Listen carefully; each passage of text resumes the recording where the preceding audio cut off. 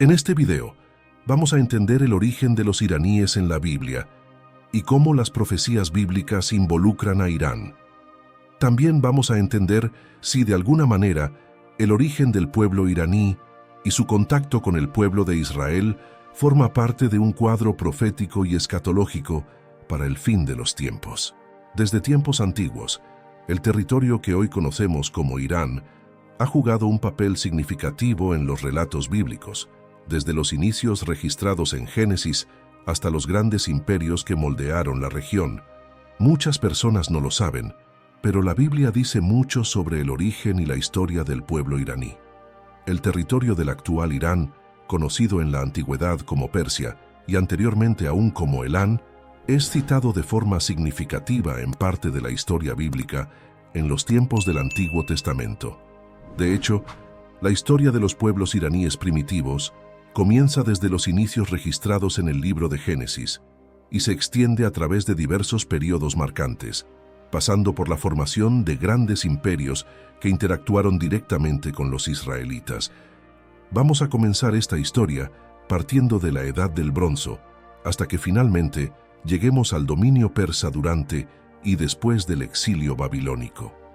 En Génesis capítulo 10, versículo 22, en la lista de las naciones, Elán es mencionado como uno de los descendientes de Cien y se convirtió en uno de los primeros reinos establecidos después del diluvio. Este antiguo reino, situado al este del río Tigris, es citado algunas veces en las Escrituras. Incluso el profeta Isaías mencionó a Elán en su profecía como uno de los lugares donde Dios habría de recuperar el remanente de su pueblo. Geográficamente, Elán ocupaba una región que hoy forma parte del suroeste de Irán. Esta ubicación estratégica hizo de Elam un centro de cultura y poder en la antigüedad, con influencias que se extendían hasta Mesopotamia. Históricamente, Elam fue tanto adversario como aliado de varias potencias de la región, incluyendo los babilonios y los asirios. Aunque las interacciones directas entre Elán y las tribus de Israel están menos documentadas, el reino de Elán era contemporáneo a los períodos de los patriarcas y jueces en Israel. La presencia de elamitas se observa más significativamente como adversarios en los relatos de batallas y como parte de los imperios que influenciaron la historia de Israel. Avanzando un poco en la historia, el fortalecimiento de los pueblos iraníes en el noroeste ocurrió con el ascenso del Imperio Miedo. Para algunos estudiosos, especialmente sobre la base de los materiales del historiador Heródoto, fue aproximadamente a finales del siglo VIII a.C. hasta mediados del siglo VII a.C. que tuvo lugar por primera vez la unificación de las tribus iraníes como nación bajo el gobierno de Deiosis, una figura semi-legendaria a la que generalmente se atribuye la fundación de la dinastía Media y el Imperio del Miedo. Una vez en el poder, Deiosis habría emprendido la tarea de unificar las diversas tribus medianas. Implementó una serie de reformas administrativas y legales, estableciendo un código de leyes y una estructura centralizada de gobierno. Estas medidas habrían sido esenciales para crear una identidad común entre las tribus, que anteriormente funcionaban de forma bastante autónoma y dispersa. De hecho, la unificación de las tribus medianas tuvo un impacto significativo en la región, pues estableció las bases para el desarrollo de una identidad mediana más cohesiva y para la expansión territorial subsiguiente bajo reyes como Sayasheres y Ashtiages. Pero antes, necesitamos hablar también de la mayor potencia de la época, el Imperio Asirio. Este imperio es mencionado a menudo en el Antiguo Testamento como un agente de juicio divino sobre Israel y otras naciones. El Imperio Asirio se destacó por su extraordinaria capacidad militar y administrativa, extendiendo su dominio desde Mesopotamia hasta Egipto en su ápice. Su relación con Israel fue predominantemente hostil, marcada por campañas que resultaron en grandes deportaciones y un intento de erradicar la identidad israelí. Fue bajo los asirios que cayó el reino de Israel, resultando en el exilio de las 10 tribus del norte. Sin embargo, parte de las ofensivas de los asirios también alcanzó la meseta iraní, interviniendo en territorios pertenecientes a los medos. Sin embargo, a finales del siglo VII a.C., el imperio asirio entró en declive debido a una serie de problemas internos, incluyendo luchas por el poder, administración debilitada y presión continua de pueblos subyugados. En ese contexto, mientras el poder asirio declinaba, los medos comenzaron a ganar fuerza. Sayaxeres, rey de los medos, aprovechó la debilidad de los asirios para expandir su territorio e influencia. Los medos eventualmente se aliaron con los babilonios, que eran liderados por Nabopolassar, para poner fin a los largos años de dominio asirio en la región. Sayaxeres y Nabopolassar formaron una alianza estratégica que también incluyó a otros grupos iraníes, como los citas y los cimerios. Estos pueblos compartían un interés común en ver la caída de los asirios y estaban dispuestos a colaborar para lograr este objetivo. Los citas y los cimerios, por ejemplo, eran conocidos por sus habilidades de caballería y tácticas de guerrilla y trajeron una nueva dimensión a la capacidad militar de aquella alianza. La campaña contra Siria se caracterizó por una serie de batallas decisivas y asedios prolongados, pero en 612 a.C., la alianza logró uno de sus mayores éxitos, con el asedio y la destrucción de Nínive, la grandiosa capital asiria. Incluso este acontecimiento fue anticipado por el profeta Isaías como un acto de juicio divino. La caída de la ciudad de Nínive y el subsiguiente desmoronamiento del imperio asirio abrieron el camino para el surgimiento de nuevos poderes. Los medos consolidaron su control sobre gran parte de Irán y áreas adyacentes, mientras que Nabopolassar y su hijo Nabucodonosor II establecieron el imperio neobabilónico como una gran fuerza en Mesopotamia.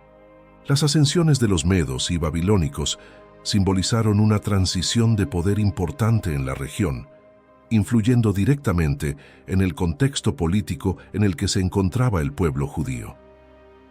Pero para continuar con la historia de los pueblos iraníes en los tiempos bíblicos, necesitamos hablar sobre el imperio neobabilónico. Después de todo, el profeta Isaías también profetizó que los medos serían instrumentos de Dios para la destrucción de Babilonia. El imperio neobabilónico fue marcado principalmente por la figura dominante del rey Nabucodonosor II. Este imperio fue ampliamente conocido por su destrucción de la ciudad de Jerusalén en el año 586 a.C., como se documenta en varios textos históricos y proféticos del Antiguo Testamento. Este evento culminó con la destrucción del Templo de Salomón y el exilio del pueblo judío, y fue un período de profundas implicaciones histológicas y culturales para Judá, descrito detalladamente en el libro de Daniel. El rey Nabucodonosor impuso una política de deportación y asimilación cultural que pretendía no solo castigar a Judá, sino también integrar a los judíos al imperio más amplio, diluyendo posibles resistencias futuras. De esta manera, la captura de Judá no fue solo un acto de conquista, sino un intento de reorganización geopolítica y cultural de su vasta extensión imperial. Durante el período neobabilónico, los pueblos iraníes estaban experimentando un tiempo significativo de transición y ascensión. Mientras los babilonios se centraban en la gestión de su imperio y en las campañas contra Judá y otros estados, los medos del norte estaban consolidando su poder, estableciendo un reino que serviría como núcleo para la futura alianza con los persas. Entonces, bajo el liderazgo de Sayaxeres y luego Astiages, los medos organizaron un estado que comenzó a influir significativamente en la política regional. Esta fase fue crucial para sentar las bases de lo que se convertiría en el impresionante imperio aquemenida, bajo Ciro el Grande, que eventualmente absorbería y sucedería tanto a Media como a Babilonia. La fundación del imperio aquemenida comenzó precisamente con el ascenso de Ciro el Grande, tras la revuelta persa contra los medos, que acabó por subyugar a Astiages, el último rey mediano. Ciro era un representante de la dinastía del legendario Aquemenes y se hizo notable por su habilidad diplomática y militar, características que le permitieron expandir rápidamente su territorio. La conquista de Babilonia en el 539 a.C. es uno de los hechos más célebres de Ciro. Su ejército entró en la ciudad sin enfrentar gran resistencia, después de un asedio relativamente corto. La toma pacífica de Babilonia fue crucial no solo estratégicamente, sino también políticamente, pues Ciro promovió una imagen de libertador en vez de conquistador. Permitió que los pueblos exiliados, incluidos los judíos, regresaran a sus tierras y reconstruyeran sus templos, una política que le garantizó la lealtad de las poblaciones locales y ayudó a estabilizar su vasto imperio. De esta forma, Ciro fue conocido por su política de tolerancia y restauración de pueblos subyugados. Esto era un enfoque revolucionario para la época, que contrastaba con las prácticas de los imperios anteriores. De hecho, el ascenso del imperio persa bajo Ciro marcó un punto crucial en la historia bíblica, especialmente en relación con el pueblo de Judá. Ciro fue proclamado en el libro del profeta Isaías como el ungido de Dios, una figura esencial en el cumplimiento de las promesas divinas. El decreto de Ciro en 538 a.C., que permitió a los judíos exiliados regresar y reconstruir el templo en Jerusalén, se documenta en el libro de Esdras. Incluso la figura de Ciro como el ungido del Señor extiende el concepto de mesianismo, tradicionalmente asociado solo a líderes israelíes, a un rey gentil. De alguna manera, esto destaca el alcance del plan de salvación de Dios y su soberanía sobre todos los reinos de la tierra. El uso de un rey persa para liberar a los judíos subraya que Dios opera a través de todas las naciones e individuos para cumplir sus propósitos soberanos. El mismo permiso para la reconstrucción del templo en Jerusalén, bajo el dominio persa del imperio aqueménida, no solo restauró la identidad religiosa y cultural del pueblo judío, sino que también reafirmó la alianza entre Dios y su pueblo, mostrando la fidelidad divina y la continuidad de sus promesas. Y mientras Judá experimentaba la restauración, el imperio persa estaba en plena expansión y consolidación. En su apogeo, el imperio aqueménida fue el imperio más grande que el mundo había visto, teniendo más del 40% de la población mundial bajo su gobierno. Después de la muerte de Ciro y un breve periodo de reinado de su hijo Cambises II, Darío I ascendió al trono en 522 a.C.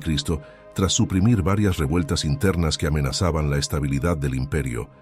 Darío fue conocido por su extraordinaria capacidad administrativa. Reorganizó el imperio en varias provincias, cada una gobernada por un sátrapa, nombrado por él. Esta estructura administrativa mejoró la eficiencia del gobierno y permitió un control más eficaz sobre los vastos territorios aqueménidas. Darío también implementó un sistema tributario uniforme y promovió la construcción de carreteras e infraestructura como el famoso Camino Real, que facilitaba la comunicación y el comercio en todo el imperio. Además, amplió aún más el imperio para incluir partes de la India, Tracia y el Valle del Indo. Fue durante el gobierno de Darío I que los profetas Ageu y Zacarías profetizaron y que el segundo templo fue reconstruido en Jerusalén bajo el liderazgo de Zorobabel. Darío I fue sucedido por su hijo Jerjes I, que es identificado en la historia bíblica como el rey carnicero del libro de Ester.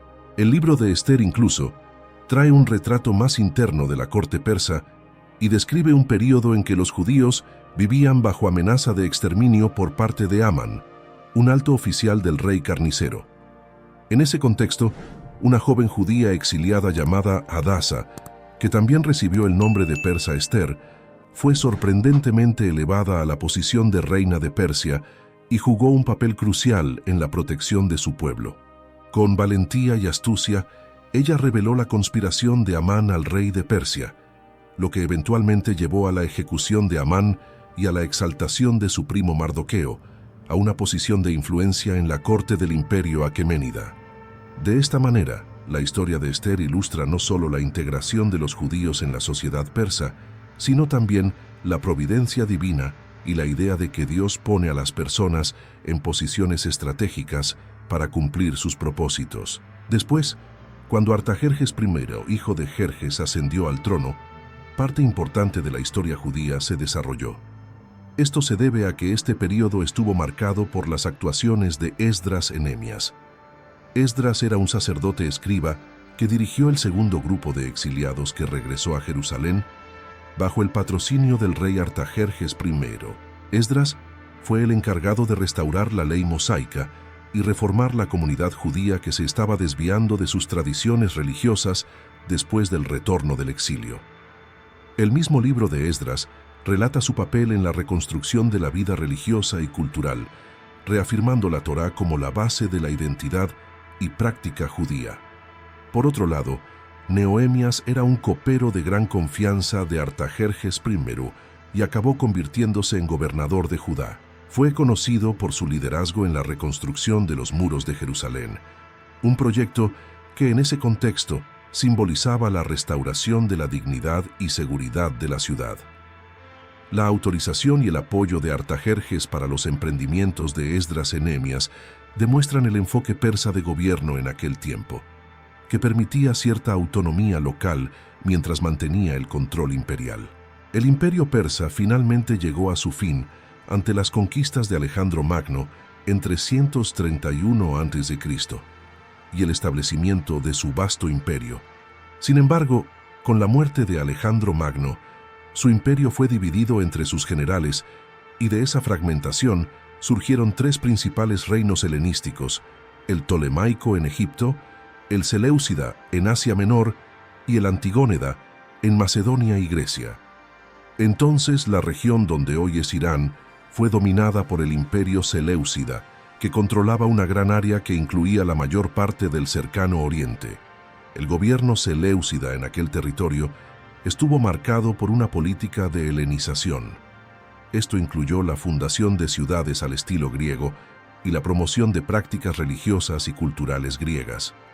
Sin embargo, los intentos de helenización encontraron resistencia significativa, especialmente por parte de las poblaciones nativas que insistían en mantener sus tradiciones culturales y religiosas. Este enfoque combativo de los seleucidas resultó en desafíos constantes, tanto internos como externos, incluyendo tensiones con los reinos Ptolemaico y Antigónida, así como revueltas locales, como la de los macabeos en Judea.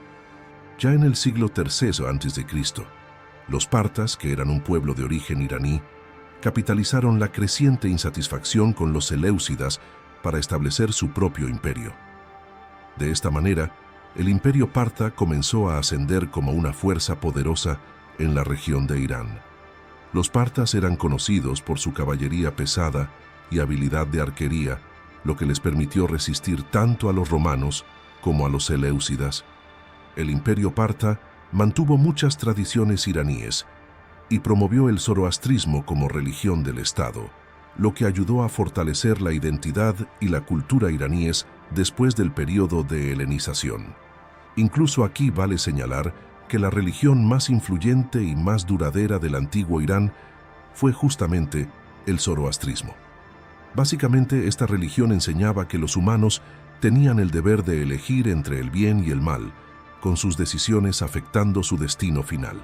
La religión también promovía rituales de purificación y ofrendas de sacrificios, y tenía un fuerte énfasis en el orden moral y la justicia social, lo que de cierta forma se reflejaba en su influencia sobre las leyes y prácticas gubernamentales de los imperios que adoptaron esta creencia. Al suceder a los partas, los sasánidas establecieron su imperio en 224, cuando el último rey parta fue derrocado.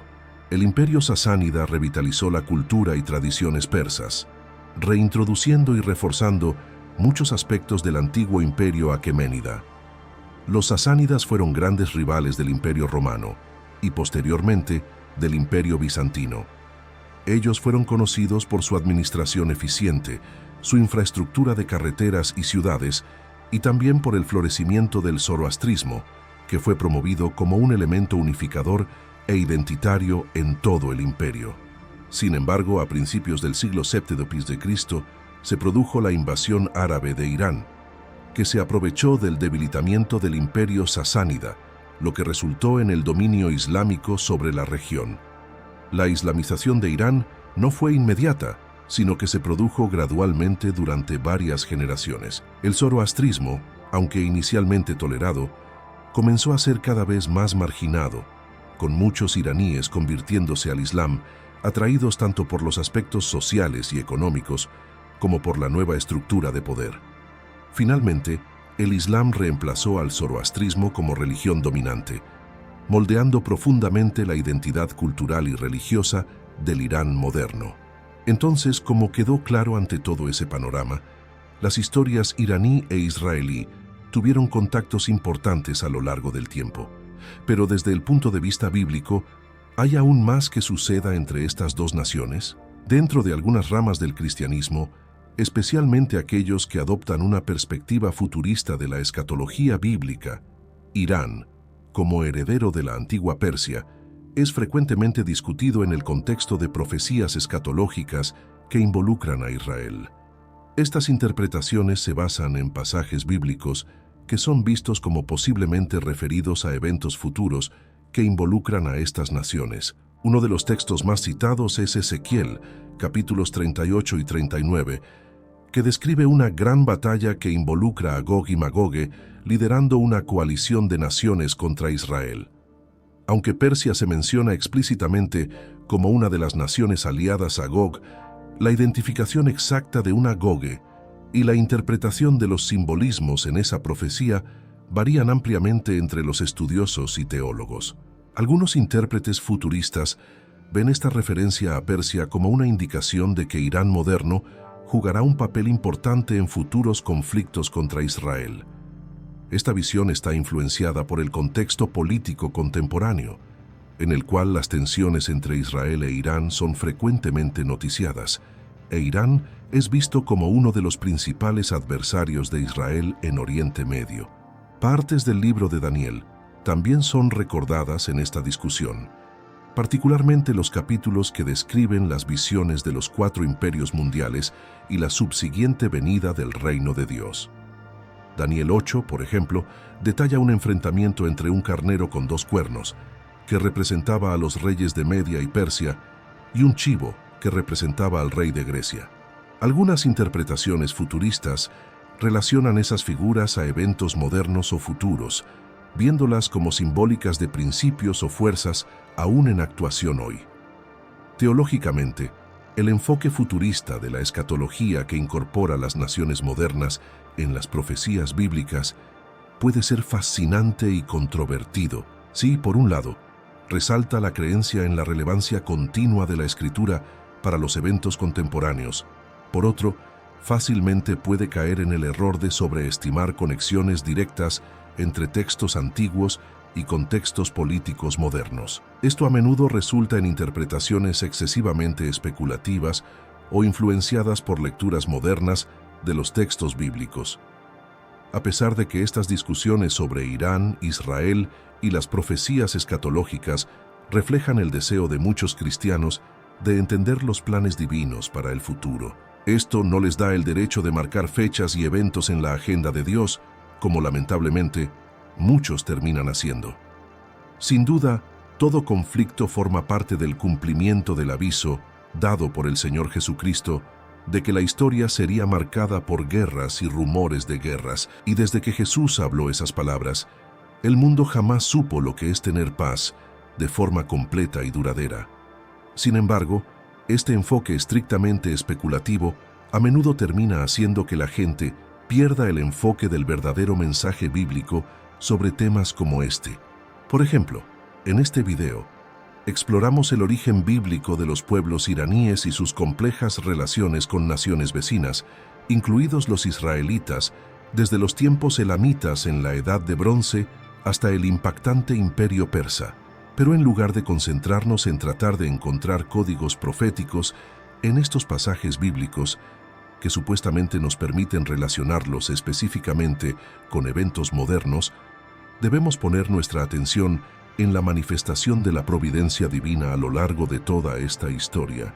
Estas profecías y registros bíblicos en realidad nos presentan a Dios como el autor supremo de la historia, que usa tanto la diversidad como la bonanza para realizar sus propósitos divinos.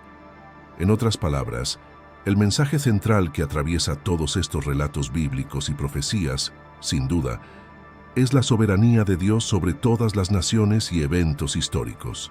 Las Escrituras consistentemente exaltan la capacidad de Dios de levantar reinos y derribarlos según su voluntad, usándolos como instrumentos para cumplir sus propósitos divinos, sea para disciplinar, purificar o restaurar a su pueblo. Definitivamente, Dios no es un observador distante, sino un participante activo en la historia humana, guiando los eventos para la realización de su plan redentor. Esta perspectiva nos debe llevar a una fe más profunda y a una vida orientada por la confianza de que no importa la turbulencia y el aparente caos del mundo que nos rodea, estamos bajo el gobierno de un Dios soberano e infinitamente sabio. Reconocer la soberanía y la sabiduría de Dios en el curso de la historia nos ayuda a mantener nuestra paz espiritual y nuestro enfoque en vivir de acuerdo con sus mandamientos, y también en promover el reino de Dios aquí en la tierra, en lugar de ser consumidos por la ansiedad sobre el futuro. Así, a través de este estudio sobre el origen de los iraníes en la Biblia, entendemos mejor el papel de Irán en las profecías bíblicas y el significado actual de estas revelaciones divinas.